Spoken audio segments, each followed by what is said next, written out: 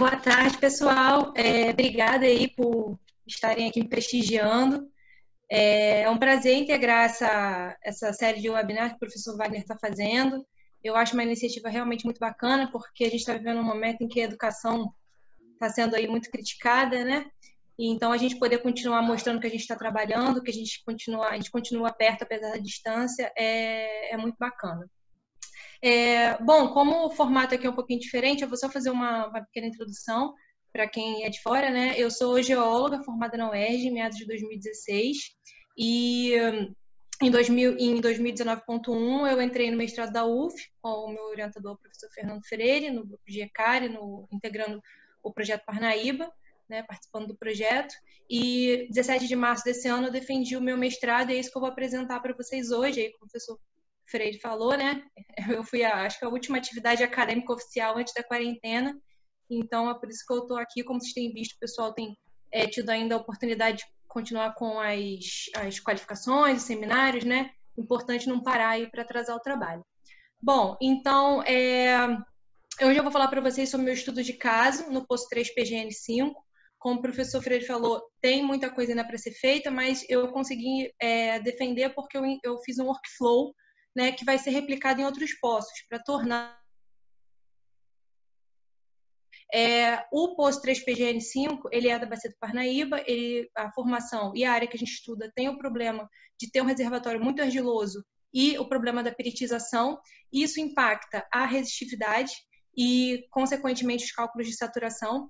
Então, o meu trabalho foi caracterizar esse problema e, adicionalmente, propor um fator de correção para essa resistividade.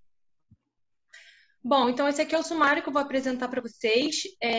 A minha apresentação vai durar cerca de 50 minutos, né? E no final a gente abre para perguntas. Espero saber responder todas, ou não, vou aprender se eu não souber. Bom, motivação, né? Bom, a relevância e interesse científico, a importância da bacia do Parnaíba, a importância do gás natural na atualidade, o estudo sobre reservatórios com resistividades anomalamente baixas e o desenvolvimento de métodos mais baratos e acessíveis que deem suporte ao trabalho desenvolvido no âmbito do projeto. Então, a gente tem aí as amostras de calha, que foi uma excepcionalidade, vocês vão ver com os nossos proxies, e foi muito interessante trabalhar com elas, essencial, ainda mais pensando num cenário de bacia terrestre, né? Bom, então a importância da bacia do Parnaíba é que ela tem um histórico exploratório recente. A principal área que a gente trabalha hoje em dia é o Parque dos Gaviões. Vocês vão ver no mapa em breve, é uma área diminuta na bacia, mas que já figura, já desponta aí no cenário brasileiro, dentre os 20 maiores campos produtores de gás natural, né? Então, onshore, né? E aí, dos campos hoje em dia em produção, a gente tem aqui já 4 figurando logo aqui no início do gráfico. Né? Esse gráfico atualizado em 2017, mas ainda está valendo. Então, a Bacia do Parnaíba tem sido muito importante nesse sentido, ainda mais pelo sistema que ela tem feito lá de monetizar o gás in situ. Isso tem trazido desenvolvimento para a região, menos perda de energia nas linhas de transmissão, né? Então, é bem interessante o trabalho que está sendo desenvolvido nesse sentido. A importância do gás natural, a OPEP e a BP já apontavam que a crescente demanda, né? E isso tem se mostrado na prática e alguns estudiosos até falam que a gente pode estar migrando o gás natural pode ser uma energia de transição para energias mais limpas, né? Da mesma forma que um dia a gente migrou do carvão para o óleo. Estudo sobre reservatórios com resistividades anomalamente baixas. Bom, quase toda a minha bibliografia ela é estrangeira, porque a gente sabe que tem esse problema no Brasil, as empresas estão lidando com ele, mas a gente não vê publicação sobre isso. A gente não está falando sobre o contexto brasileiro. Então, eu também espero que o meu estudo agregue em termos dos nossos estudos aqui nacionais, né? E o desenvolvimento de métodos mais baratos e acessíveis. Os métodos que hoje em dia são utilizados para a correção da curva de resistividade, eles são um pouco caros e inutilizam a curva de resistividade no geral. Então, o que eu estou propondo aqui é que a gente consiga lidar com isso de uma forma mais acessível, né? Se a gente perfurou um poço, identificou o problema e não tem mais como reverter, não tem como perfurar de uma forma especial, que demanda às vezes, a gente ainda assim tem como lidar com isso, né? Meus objetivos. Bom, um estudo de caso do reservatório Poti, que é o principal reservatório na área do Parque dos Gaviões, né? O meu estudo de caso foi no posto 3PGN5, para o entendimento dessas restritividades anômalas observadas. A gente vai ver isso nos perfis, fica bem claro. A integração dos dados e a proposta de um workflow para a caracterização e mitigação do problema. Isso é muito importante, porque vocês vão ver que eu utilizei uma série de proxies e o estabelecimento de um workflow que outras pessoas vão poder reproduzir no âmbito do projeto Parnaíba, né, que serve para caracterizar e, no final, eu proponho fatores de correção para mitigar o problema. E, como eu disse, a proposta de um fator de correção, adicionalmente, né, um fator empírico que eu desenvolvi, testei várias fórmulas, né, utilizando esses dados e métodos mais baratos, mais acessíveis, para a gente fazer uma estimativa melhor do reservatório.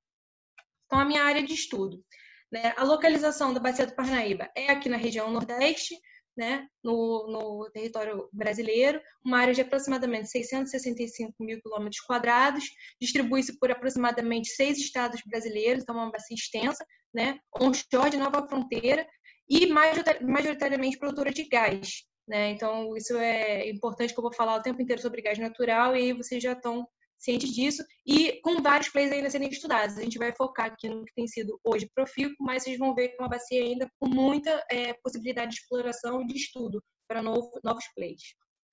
O histórico exploratório, ele começa lá na década de 50, dividido em 4 fases, mas eu vou destacar para vocês aqui essa última fase. A bacia do Parnaíba tem um histórico exploratório relativamente recente. Cerca de 10 anos atrás, no Parque Gavião Azul, foi quando começaram os sucessos exploratórios, né? Foram feitas as primeiras descobertas. Mas em apenas 10 anos, a gente já tem 9 campos declarados comerciais, 5 deles em produção, 4 em desenvolvimento e 7 áreas com plano de avaliação de descoberta. Esse gráfico aqui, em termos de poços exploratórios, ele é de 2017 e ele destaca que em 2017 atingiram-se a marca de 100 poços perfurados. Mas em 2019, quando eu olhei a bacia do Parnaíba, na ANP, perdão, já eram 159 poços perfurados, ou seja, mais de 50 em 2 anos, né? Ou seja, um crescimento exponencial aí, desenvolvimento da bacia. E aqui a gente tem o volume de sísmica, o volume de dados que já tem sido feito, que vai colaborar muito no que a gente ainda vai produzir em termos do âmbito do projeto Parnaíba, né? A gente já teve acesso a alguns desses dados aqui. Bom, a bacia apresenta uma forma elíptica, com eixo maior de orientação nordeste-sudoeste, com aproximadamente 1.000 quilômetros. A espessura dela chega no deprocento a 3.500 metros de profundidade, mas é uma bacia intracatrônica relativamente rasa, né? Então, em termos de soterramento, assim, ela teve alguns problemas. A gente vai ver isso um pouquinho mais para frente. A subsidência dela está relacionada às deformações e eventos térmicos pós-orogenéticos do ciclo brasiliano, né? Então, uma bacia paleozoica, como eu falei. E aqui estão os principais limites da bacia.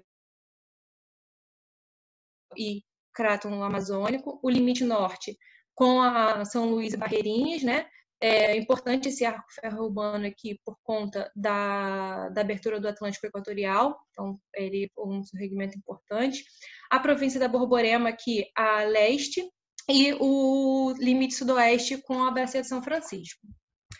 Essa aqui é a carta estratigráfica da bacia do Parnaíba, e o Weiss et al. Ele estabeleceu 5 supersequências aqui na carta estratigráfica, sendo que eu vou destacar para a gente as 2 principais, mas nós temos 5 ao todo, todas elas contemplando um sistema regressivo transgressivo completo. Mas dois momentos aqui nessa carta se destacam para a gente, né? A sequência mesodevoniana e carbonífera, que é depositada discordantemente sobre a supersequência inferior, né? O sistema deposicional dele é basicamente marinho raso, e o fim da deposição se deu com a orogenia eoceniana. Aqui, por que ela é importante? Abriga os principais reservatórios e a principal geradora da bacia. A principal geradora, que é a formação Pimenteiras, devoniana, geralmente são a formadora das geradoras das bacias paleozoicas, e os reservatórios Cabeça e Poti, sendo que a gente vai ver que o Poti é, na verdade, o nosso principal reservatório. Outra parte importante aqui a ser destacada na carta estratigráfica é o magmatismo mosquito e sardinha.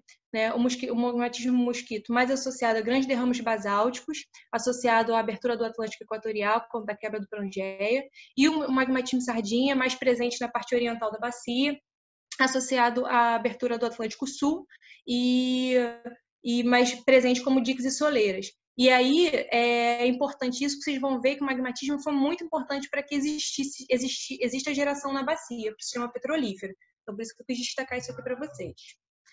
Bom, essa aqui é a área do Parque dos Gaviões, e vocês veem que é uma área diminuta se comparada à extensão da bacia, e o meu posto está aqui, no Campo Gavião Caboclo, a norte da área chamada Parque dos Gaviões, e meu posto localizado aqui, o 3PGN5. Bom, então, a formação de interesse para o meu trabalho é a formação Poti, o reservatório. Encaixada aqui na supersequência mesodevoniana carbonífera, no grupo Canidae, a gente tem aqui sobreposta a formação longar.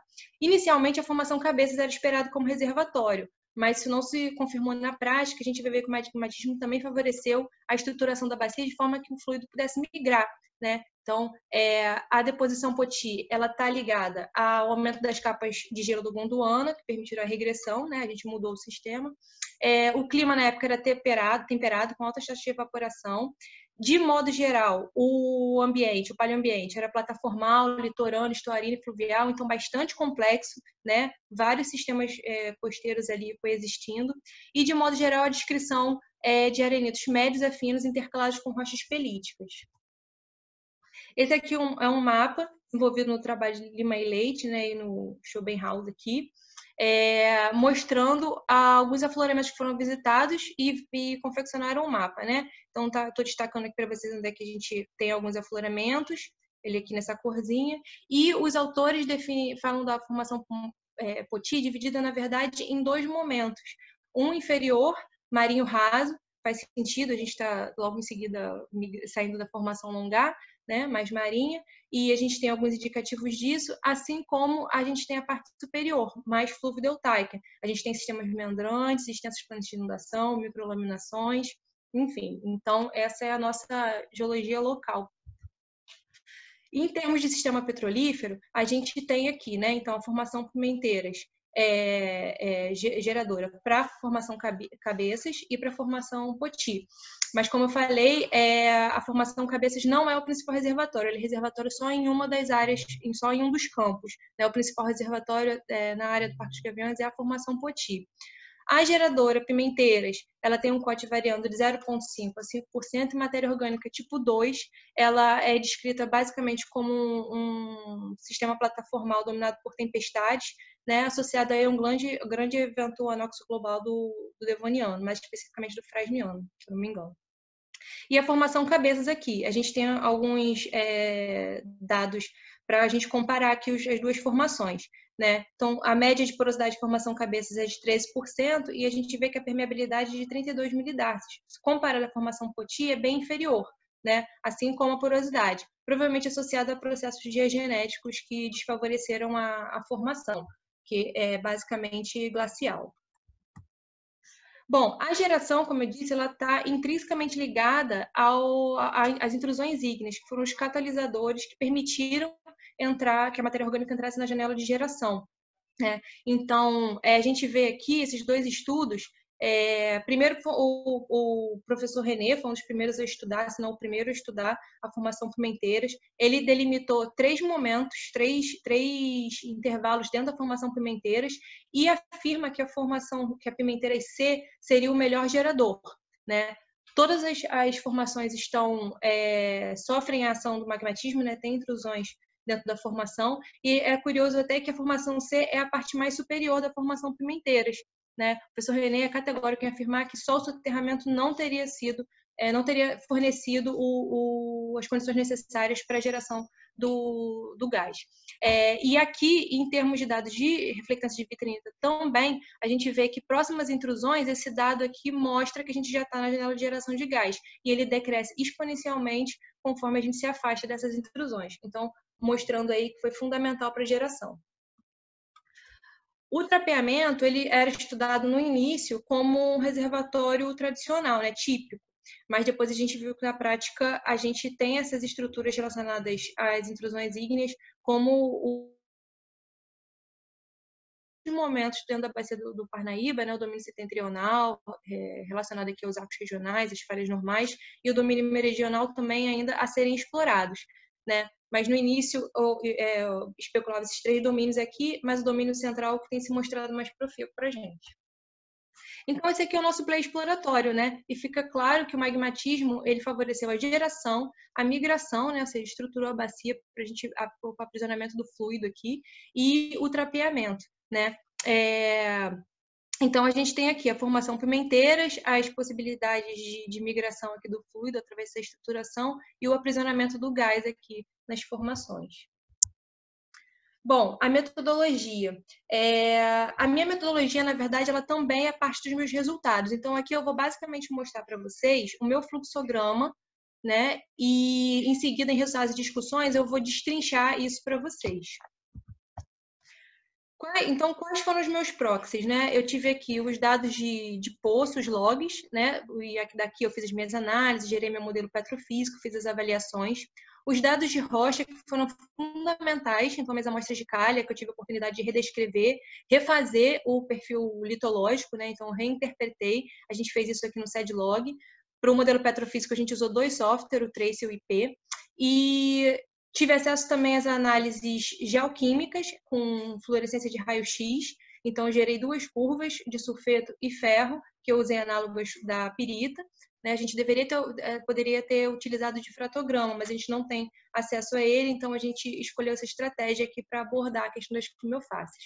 E a análise de gama espectrômetro portátil, todas elas baseadas nas amostras de calha, e a partir desses dados eu consegui fazer uma estimativa da argilosidade, gerei gráficos, a gente vai ver isso mais para frente, né? E uma estratégia aí também, já que a gente não tinha como avaliar especificamente os tipos de argilominerais, né, como deveria ser feito normalmente. É importante ressaltar, eu gosto muito de falar isso, é que esses 2 dados aqui foram gerados por outras pesquisadoras do projeto. Então, elas me cederam os dados delas e aí eu pude aproveitar para a forma como eu estava abordando eles, né?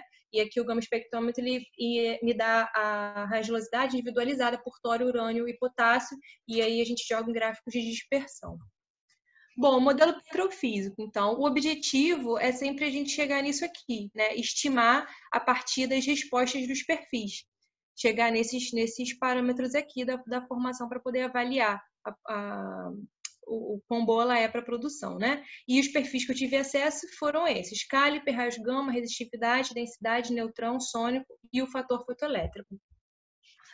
Para o cálculo de volume de argila, eu testei várias fórmulas. No final das contas, Clavier e Larionov ficaram bem próximas. Eu escolhi Larionov pela questão da idade das minhas rochas. Para o modelo de densidade, para o cálculo de porosidade, eu também fiz as porosidades tradicionais, né? Fiz as correções e no final apliquei a porosidade Gueimard-Poupon, porque a gente tem um reservatório de gás. Eu fiz apliquei vários parâmetros, eu não me limitei ao tradicional, né? Deixar lá os defaults, porque a literatura dizia que para esse problema da pirita, valia a pena, às vezes, investir na porosidade sônica. Mas, no final das contas, os meus resultados melhores ficaram com o que já era tradicional mesmo, a porosidade Gueimard e Poupon. O cálculo de saturação. Testei por arte, testei por Simandu, já esperava por conta do meu reservatório argiloso que Simandu se adequasse melhor, né? Ele considera que não só a água é o condutor da formação. Então, Simandu foi a equação que eu utilizei para o cálculo de saturação de água e também foi como eu basicamente corrigi a minha argilosidade. Então, vocês vão ver que meu fator de correção ele foi proposto para corrigir o problema da pirita. A argilosidade foi corrigida através das equações que a gente já tem mesmo aplicado usualmente na petrofísica. Então, esse aqui é o meu fluxograma de trabalho. Eu vou deixar aqui vou mostrar para vocês qual foi o workflow e em seguida a gente vai nos resultados. Então, meus 2 proxies que eu comecei avaliando, né, os logs e as amostras de calha descritas lá na UF. Bom, a partir dos logs, eu fiz uma avaliação preliminar no software Trace e fiz uma interpretação do contato gás-água nesse momento. E percebi que existia uma resistividade anômala já, quando eu avaliei isso. Enquanto isso, eu estava fazendo a redescrição no software SEDlog. Para a questão da resistividade que eu estava observando a contradição dos dados, eu joguei meus dados no gráfico de gradiente de pressão para confirmar o que eu estava vendo. E realmente corroborou, vi que tinha esse problema, e buscando uma solução, a gente precisa quantificar a questão da pirita, que a gente já tinha enxergado nas amostras de calha. Para isso, a gente usou dados da análise do XRF, né, e do gama espectrômetro, tentando caracterizar e entender exatamente o que estava acontecendo para essa anomalia. O XRF me deu as curvas de alquímicas de sulfeto de ferro, utilizadas como análogas à pirita, porque a pirita é um disulfeto de ferro, e o gama espectrômetro me ajudou no uso de uma técnica que é para colocar em gráficos para estimativa de radiolosidade. A partir disso tudo, eu fiz o perfil litológico reinterpretado e consegui compreender o que estava acontecendo com o reservatório. Depois disso tudo, né, eu propus um fator de correção para a curva de resistividade, para que eu pudesse ter estimativas melhores no meu poço e que eu pudesse usar a curva de resistividade. E refiz a reavaliação final, fiz a avaliação final, né, a reavaliação do reservatório no software IP. Bom, meus resultados e discussões. A primeira coisa, né, foi a identificação do problema. Então, como eu falei para vocês, primeiro eu fiz aqui a avaliação do contato pela resistividade. E aí, quando a gente tem a queda aqui, né, é onde a gente começa a avaliar que a gente está com a mudança de fluido, indo para a água. Só que, qual foi o problema disso? Os perfis de densidade acentuada, indicando alta saturação de gás, a gente estava dentro do reservatório, eles não condiziam com essa resistividade, porque a gente espera uma resistividade alta para gás, devido à natureza do fluido, que é um fluido pouco condutivo, né? Porque as moléculas são muito espalhadas. Então, a gente já estava vendo que tinha um problema aqui. Por isso, a gente jogou no gráfico de gradiente de pressão. Tirei esses dados do perfil composto, né, os testes de formação, e aí eu joguei os dados, e quando a gente bota o contato gás-água pela resistividade, a gente vê que ele ainda está no meio dessa reta, bastante inclinada, né, porque o gás é um fluido muito compressível, então ele dá uma reta altamente inclinada, e quando ele cruza com essa segunda reta aqui, é uma segunda tendência, né, aí a gente já está vendo contato água, porque a água é virtualmente um fluido incompressível. Virtualmente, né? A gente vê que ele ainda é um pouco compressível. E aí, a gente projetando, a gente vê que existe uma diferença aqui onde estão marcando esses contatos. O gráfico de gradiente de pressão deu um contato bem diferente para a gente de onde tinha aqui a resistividade, como era esperado. Eu fiz os cálculos desses ranges, né, do gráfico de gradiente de pressão, joguei nessa tabela e, de fato, eu encontrei, né, o gás aqui com 0,0724 PSI por pé dentro do range de gás e a mesma coisa para a água. E aí, quando a gente compara os dois contatos dentro dos perfis, a gente vê que tem 49 metros de reservatório subestimado quando a gente coloca aqui só o gráfico, só o contato gás-água pela resistividade, né? E o gradiente de pressão mostrou um contato, não surpreendentemente, muito próximo do que a gente tinha observado aqui pelo cruzamento dos perfis de densidade neutrão. Bom, agora que vocês entenderam o problema, eu vou sempre me referir agora ao reservatório para vocês como zona não afetada, entre aspas, e zona afetada. Por quê? Aqui, a gente sabe que os perfis também estão impactados, a gente vai ver isso, mas já tem um comportamento mais coerente, né, com o que a gente tem no reservatório. Já que não, a gente está dentro do reservatório, tem fluido gás, mas a resistividade está completamente impactada. Então, o reservatório é esse intervalo aqui e eu sempre vou subdividir ele agora em zona não afetada e zona afetada. Essa aqui é a zona que demanda correção, é onde eu vou aplicar o fator de correção mais para frente. Detalhamento do reservatório Poti e entendimento do problema. Bom, então, a primeira coisa foi a descrição do reservatório, né? Esse aqui é o perfil composto original, esse aqui é a carinha do SEDlog, onde a gente descreveu as amostras de calha, e aqui é o perfil litológico reinterpretado. E dá para ver já de cara que ele é muito mais argiloso do que a gente pensava inicialmente, né? Inclusive na base. A base já mostrava uma argilosidade maior, mas mesmo assim a gente ainda teve um incremento de argilosidade aqui na redescrição em detalhe. Só que a argilosidade, ela é difícil de a gente enxergar qual tipo de argila mineral que está impactando só olhando a amostra de calha, né? Isso não é possível. Então, a CLA e a DEC, elas propõem a utilização desse gráfico de dispersão aqui de tório e potássio, que a gente obtém através dos dados de espectrometria, para estimar o tipo de argila mineral presente, né? Tem um artigo que fala sobre a capacidade de troca catiônica de cada um dos argilominerais e quais são mais críticos ou menos críticos para impactar a resistividade. A esmectita é um dos mais críticos.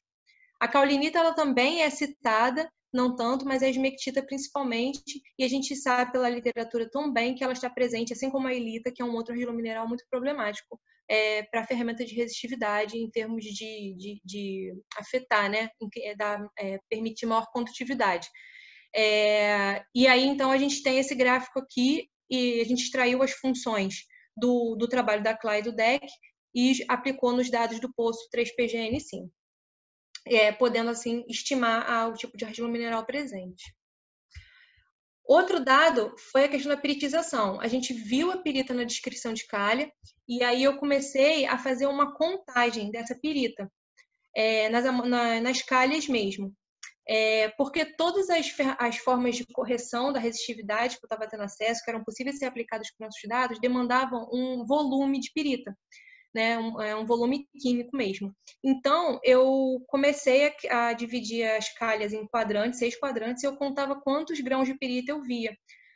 Essa abordagem se mostrou crítica, né, porque ela era muito subjetiva, ela estava sujeita a muitos equívocos, inclusive humanos. Mas, mesmo assim, foi importante porque esses dados corroboraram outras coisas que eu estava vendo no reservatório, outras curvas, outros dados, e me permitiu ter esse contato direto com a perita, entender a ocorrência dela no reservatório. Isso foi muito importante para as conclusões que eu tirei mais para frente. Se eu não tivesse tido essa etapa, com certeza eu teria chegado a conclusões ligeiramente diferentes, né? Então, esse momento foi o primeiro momento em que eu estava entendendo a peritização do reservatório. Essa aqui é a cara da perita, que a gente viu nas amostras de calha. Então, é uma perita de origem, que eu interpretei de origem diagenética, euédrica, facimétrica, né? Sempre presente ali nos areníceos. Então, constantemente ali a perita. Bom, como eu disse, todos os métodos demandavam uma quantificação da perita. Como essa abordagem aqui ela era muito subjetiva, e a gente nesse momento já tinha acesso aos dados do XRF, eu comecei a tentar extrair volumes de perita das curvas de sulfeto e ferro.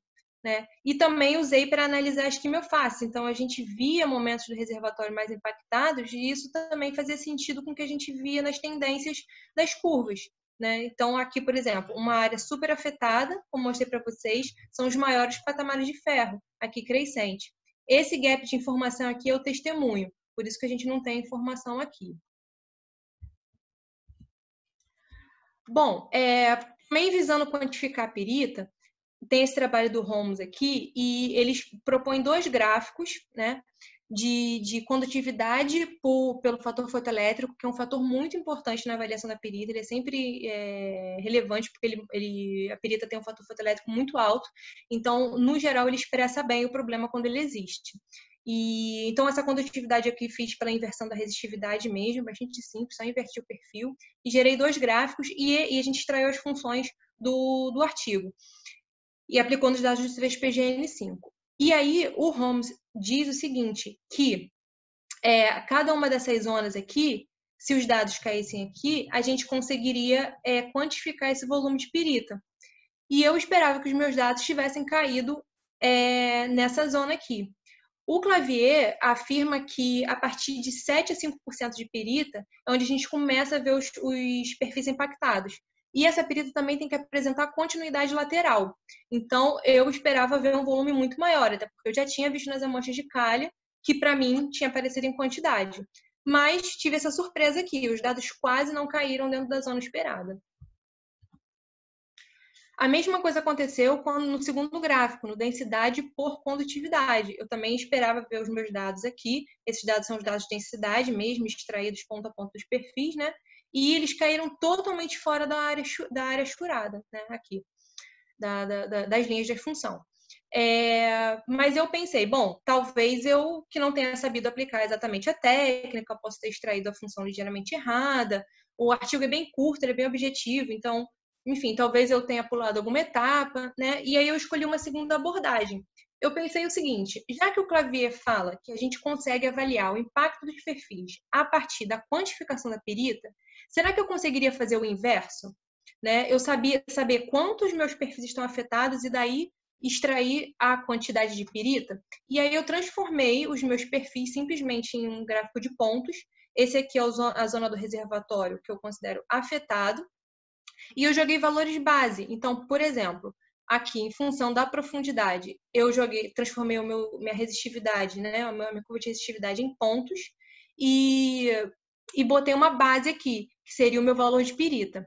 É claro que eu não esperava que os meus dados caíssem aqui em cima da curva, porque o reservatório não é monominerálico, mas eu esperava que os meus dados convergissem muito mais para esse ponto, porque aqui é a parte mais crítica, né? Mas eu não vi isso tanto quanto eu esperava. O mesmo raciocínio eu apliquei, aconteceu a mesma coisa nesses dados aqui, de densidade. Esse aqui também é o perfil de densidade transformado em pontos, e eu joguei alguns valores base, né, das minhas litologias, da minha mineralogia presente. Né? Então, aqui os argilominerais, o quartzo, o folhelho, e a pirita aqui no canto. Mais uma vez, os meus dados não convergiram tanto quanto eu esperava aqui para a densidade base da pirita. E, por fim, eu também utilizei o fator fotoelétrico, e o fator fotoelétrico da perita 17 é muito alto, é por isso que ele é um perfil importante para a avaliação da perita, mas, novamente, não vi convergir tanto quanto eu esperava. Inclusive, esse aqui foi o que foi categórico para mim, porque ele nem cabe aqui no perfil, né? A minha escala vai só até 10. Se eu dividir a média do que eu tenho aqui, do quartzo, né? Para a perita, eu não chego nem próximo do que eu gostaria de ter visto, né? Então, qual foi a explicação que a gente encontrou para isso? Eu tenho a minha perita diagenética, eu descrevi ela no reservatório, ela está lá, eu tinha que enxergá-la de alguma forma, mas, de fato, ela não é a principal perita que está impactando o meu reservatório. A perita que ocorre que, de fato, cria problemas para resistividade é uma perita microcristalina que está na porosidade intracristalina dos meus folhelhos, da minha matéria orgânica, das minhas argilas. É ela que, vocês veem aqui esse folhelho, essa foto aqui, ela parece que jogou purpurina em cima, né? Então, é ela que apresenta a continuidade lateral, ela que tem quantidade significativa. Só que até esse momento, toda a minha abordagem tinha sido para quantificar essa perita. Isso aqui é um trabalho um pouco novo, assim, né? Até na hora que eu fui pesquisar, pouquíssimas pessoas estão falando sobre isso, e isso ainda é um pouco mal compreendido em relação ao quanto ele afeta os perfis. Inclusive, isso vai ser uma continuidade do meu trabalho, entender exatamente como é que essa perita afeta os perfis, porque fica muito claro que existe, que impacta, mas não como a gente espera, como é conhecido pela literatura, se a gente tem essa perita aqui. Então, a gente tem ambas as peritas, e essa aqui é intracristalina, né, crescendo ali num ambiente redutor associado à matéria orgânica nucleada. Para justificar também essa teoria, eu fui atrás de alguns trabalhos, e tem esse trabalho aqui do Miranda, 2014, o doutorado dele, e ele usou difratograma microscopia, e ele conseguiu também encontrar as duas peritas, a perita euédrica, dispersa na matriz, como eu encontrei nas minhas partes selenísticas, e a perita framboidal, que é essa aqui, meio sem forma, e presente nos folhelhos, né? na porosidade intracristalina dos folhelhos, nucleado no material orgânico, né? Então, e ela sim apresenta a continuidade lateral. A gente ainda não teve acesso a essa microscopia eletrônica para poder fazer essa análise dos dados na nossa formação em si, mas a literatura tem indicado um caminho aí para a gente, e parece ser isso que está acontecendo mesmo. Bom, agora que eu tinha esse olhar sobre o meu reservatório, né, eu sabia os dois fatores que estavam impactando a minha resistividade, eu fui então olhar em detalhe os meus dados. E eu fiz uma subdivisão do reservatório Poti, baseado aqui na meritologia, nas minhas quimiofaces e nos meus perfis. Né? Então, eu dividi algumas eletrofaces aqui. E aí, eu queria chamar a atenção de vocês para mostrar para vocês a lógica, né, mostrando para vocês assim como é que eu comprovei que interpretei, que a argilosidade e a pirita eram os 2 fatores que estão impactando os meus perfis. Então, eu descrevi cada um desses potis e eu separei alguns pontos chaves para explicar meu raciocínio para vocês. Mas eu vou explicar só esses daqui que estão aqui no cantinho, porque toda a lógica se repete. Então, por exemplo, aqui no POT 2, a gente tem uma argilosidade baixa, uma argilosidade baixa, a resistividade está alta, esperada para o reservatório com gás, o fator fotoelétrico está uniforme, não tem um grande destaque aqui no patamar, né? E a curva de sulfeto de ferro dá até uma pequena queda aqui. Então, comportamento esperado. Entretanto, quando a gente vai aqui para o ponto 1, seguindo aqui essa linha, eu sei que não deve estar muito bom de ver aí no computador, tá, gente? É porque originalmente eu apresentei em tela grande e eu observei meus dados em zoom também, né? Então, eu optei essa imagem completa aqui para vocês poderem olhar o perfil todo. Mas tem um pico de argilosidade aqui que converge com uma queda brusca aqui na resistividade. Ao mesmo tempo que a densidade sobe um pouco aqui para a direita, a gente tem um pico no fator fotoelétrico e a gente tem um pico aqui no fator de ferro. Só que, nesse momento, como eu tenho esse pico na argilosidade, eu acredito que é a argilosidade que está fornecendo esse ferro aqui para a gente ver esse impacto todo, né? A mesma coisa acontece quando a gente observa o ponto 5. A gente tem uma argilosidade baixa, a gente tem aqui um pico na resistividade, a gente está dentro do reservatório aqui, né, uma grande separação, uma queda na porosidade e densidade, e a gente tem aqui a queda no sônico. A gente não tem os dados porque a gente está no testemunho, mas quando a gente vai para essa linha aqui 6, o que acontece? A argilosidade está ainda mais baixa do que esse patamar 5. Só que a gente vê a resistividade cair, a gente vê a densidade crescer, a gente vê pico no fator fotoelétrico e o sônico crescer. Então, aumentar. Então, não parece que a argilosidade aqui seja a resposta para esse impacto nos perfis. Acontece alguma coisa nesse momento, mas como a gente tem uma argilosidade menor do que o patamar superior, a gente já começa aqui a pensar sobre a questão da pirita que a gente viu nos dados, né? A mesma coisa acontece aqui no ponto 9, nessa linha 9 aqui. A gente tem uma argilosidade que não é dos maiores patamares, ela até desce nesse ponto aqui em específico. A gente tem a resistividade indo para o eixo da esquerda. A gente tem a densidade afetada em 2 picos, o que também a gente vê aqui no perfil fotoelétrico. E a gente vê as curvas aqui andando juntas, né? Que é o esperado para quando a gente tem a peritização. Esse é um ponto do reservatório super afetado e aqui também não parece que a argilosidade seja a resposta.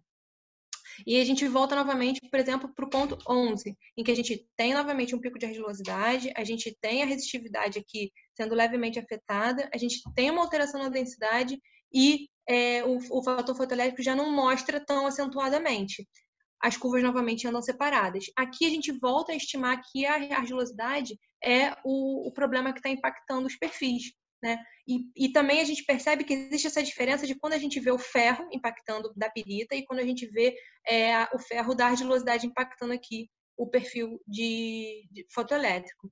Tá? Bom, gente, essa é uma parte meio complexa assim, de visualizar. Qualquer coisa a gente retorna na hora das perguntas.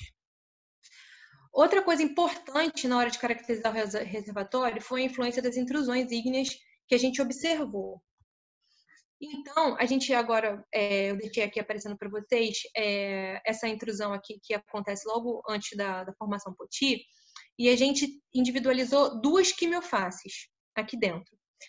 Uma em que a gente vê esse crescente de ferro e outra em que a gente vê um patamar de ferro, assim, uma média inferior. Queria que vocês prestassem atenção nessa linha tracejada, que ela vai ser importante logo a seguir.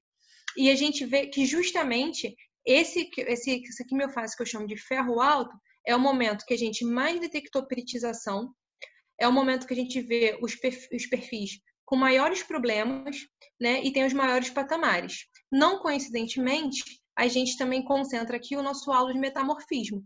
Como é que eu identifiquei ele? Às vezes pela presença de amostras de fragmentos de diabase, né? E às vezes pela questão da presença de um arenito compacto. assim, é um arenito metamorfizado, mas eu sou um pouco reticente em falar isso porque eu não vi de fato um quartzito. Mas ele era um arenito esverdeado, compacto, mostrava recristalização, então ele sofreu aqui um metamorfismo de contato. Quando a gente se afasta desse elo de metamorfismo, a gente já volta a ter um comportamento esperado para os perfis, né? E um patamar de ferro também inferior. Ou seja, ele, ao mesmo tempo que ajudou a gente, como a gente viu no início, ele também atrapalhou aqui, né? Porque ele forneceu um ferro que, junto com o sulfeto associado a esse ambiente redutor, favoreceu a piritização do reservatório. Então, super importante também a influência do magmatismo na avaliação. Bom, por fim, eu fiz uma proposta para mitigação do problema e, a partir dessa curva que eu gerei sintética da resistividade, eu fiz a reavaliação do reservatório. Então, esse aqui foi um fator empírico que eu propus. Ele precisa ser replicado em mais poços e ele foi totalmente assim. Eu testei várias equações, várias combinações de modelos matemáticos até chegar num resultado coerente, porque eu tinha como fazer um controle de qualidade dos meus dados, né? Como vocês viram, a gente juntou vários proxies, tinha a literatura e eu tinha uma parte do reservatório não afetado para poder checar os meus dados, checar meus resultados. Então, a minha zona afetada e não afetada virou aqui as zonas RTX e a RTY. E esse aqui é todo o meu reservatório portador de gás. Bom, qual foi a ideia por trás dessa proposta, desse fator de correção? Como eu falei, ele é só para corrigir a peritização, a parte de argilosidade foi corrigida com a equação de Simondou, foi uma combinação dos modelos. E aí, qual foi a minha ideia por trás da geração dessa curva sintética? Se eu não tivesse perita, qual seria a minha resistividade esperada? Então, eu conhecia isso porque eu tenho uma parte do meu reservatório não afetado. Eles têm uma relação inversa, né? Eu preferi trabalhar com a razão sulfeto-ferro devido à natureza semi-quantitativa do XRF, né, dos dados geoquímicos. Então, a razão diminuiria esse impacto do fato de ser semi-quantitativo. E eles têm uma relação inversa. Então, quanto maior o meu teor de sulfeto e ferro, menor a minha resistividade. Por quê? Porque meu sulfeto e meu ferro teriam uma condutividade associada. Uma vez que eu corrigisse isso, eu teria um cálculo de saturação correto e um NetPay melhor estimado, né? No mínimo não certo, mas melhor estimado, né? E aí a ideia era gerar uma RT, uma resistividade sintética, né? Corrigida aqui, que seria essa roxinha, em que eu desloquei basicamente o meu patamar, né? Porque esse aqui está errado pela presença do fluido, que a gente sabe que aqui é gás. Então, essa aqui é a relação que eu desenvolvi. Um sulfeto de ferro dito normal ou baixo estaria para uma resistividade normal, da mesma forma que um sulfeto alto estaria para uma resistividade afetada. Esse fator FW aqui eu chamei de fator C+, né, que seria um fator de condutividade. E ele serve para meio que consertar a relação inversa que a gente observa nessas duas variáveis. Através do desenvolvimento dessa regra de 3 aqui, basicamente, eu chego nessa fórmula base. E esse fator de correção ele é aplicado ponto a ponto no meu reservatório no momento que ele precisa de correção. De onde que eu tirei esses valores? A minha resistividade normal, eu considerei numa zona de água, em que eu conhecia a resistividade, sabia a resistividade esperada, e ela está nesse ponto aqui. Foi onde eu podia escolher outros pontos, né? E toda vez que eu for replicar isso, vai ser uma reavaliação desse ponto. Então, a cada poço, isso aqui muda, mas qual é o critério para escolher esse ponto? Então, eu escolhi uma argilosidade baixa, então 59 API, grau API. Era o fluido água, porque eu conhecia a resistividade, e um sulfeto de ferro baixo. Então, é esse momento aqui, né? Dentro do meu reservatório. E aí fiz a razão entre os dois valores e cheguei nesse valor de sulfeto de ferro que eu chamei de normal, porque parece que ele não está impactando a minha resistividade.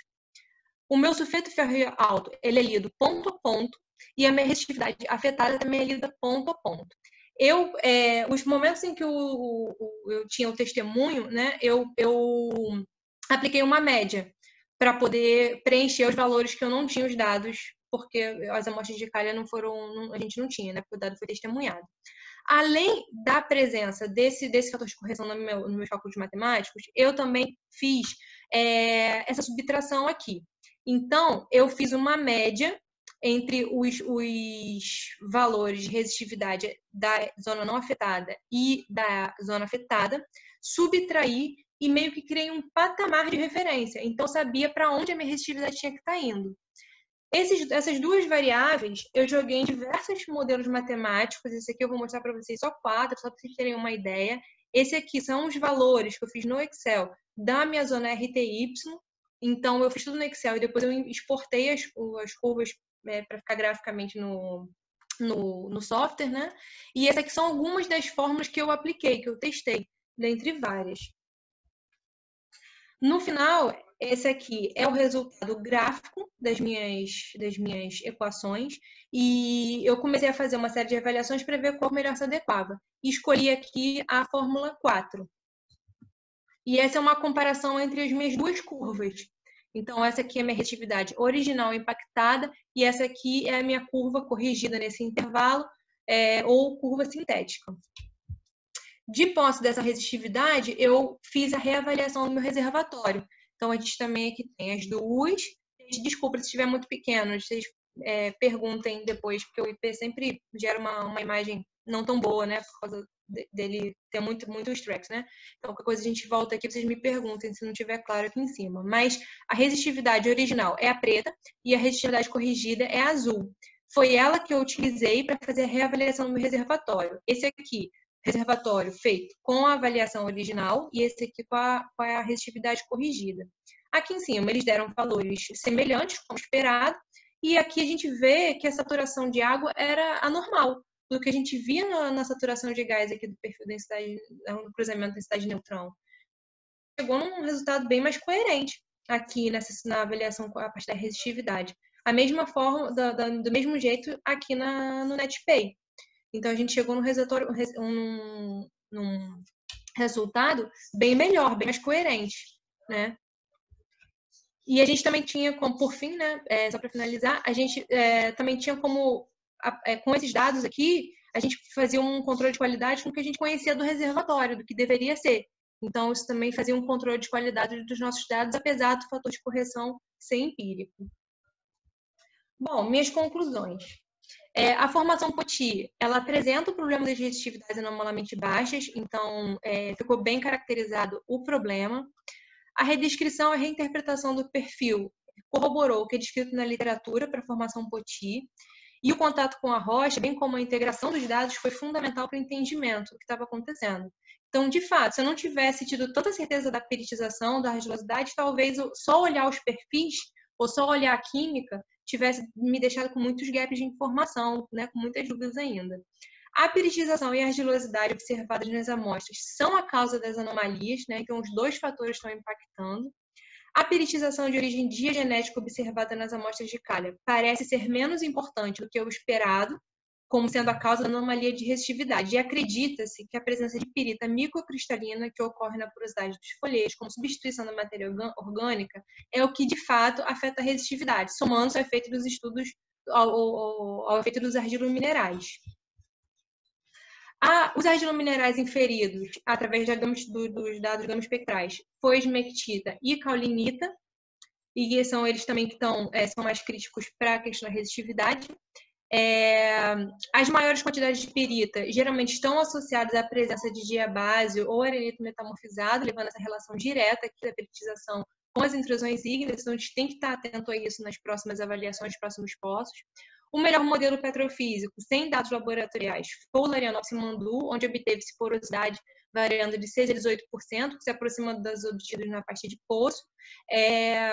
Só complementando aqui, talvez esse Mandu não fosse a ideal, mas sem dado laboratorial eu não conseguia aplicar outros modelos de argilosidade. Quem sabe a gente consiga fazer isso para os outros poços.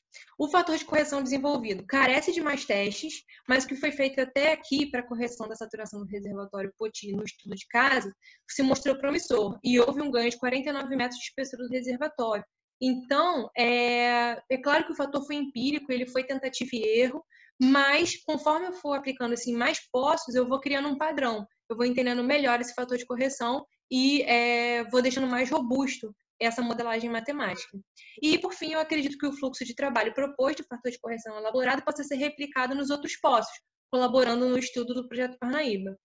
Acredito e vamos replicar isso, né? Como o professor Freire falou, a gente está indo para o doutorado e a gente pretende continuar trabalhando na bacia do Parnaíba e aplicando as técnicas. E é isso, gente. E aí, minha biografia.